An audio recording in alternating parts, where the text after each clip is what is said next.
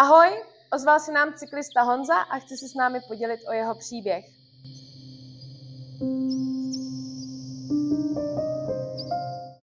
Honza píše: při tréninku na kole jsem najel na kámen a už jsem ležel. Odřenina lokte, kolene a nosu.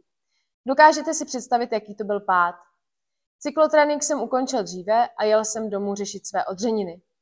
Doma žádná mastička, na internetu na mě vyskočila reklama na léčivou sílu pryskyřice.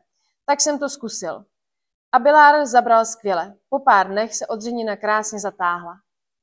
Toto jsou všechno důvody, proč mít Abilár doma ve vaší lékárničce a nemusíte vlastně čekat dlouhou dobu, než vám mastička třeba dorazí.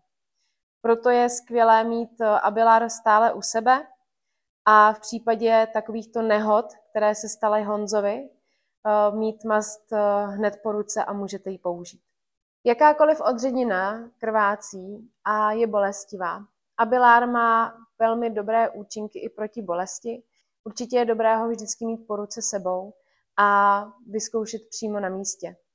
Tím nemusíte ukončovat trénink a můžete pokračovat, či pokud vás rána velmi bolí, tak aspoň dojet do místa svého bydliště. Doma si ránu určitě vyčistěte, ale základní ošetření můžete právě udělat přímo s Abilárem. Pokud se v ráně nachází mechanické části, jako jsou kamínky nebo nějaký prach, nebojte se Abilár nanést přímo přes, doma ale ránu vyčistěte a Abilár naneste znovu. Cyklisti, kteří rádi jezdíte do přírody nebo jenom na silnici, určitě si Abilár nezapomeňte nikdy doma, protože vám může zachránit vaši kůži. Na to nikdy nezapomínejte.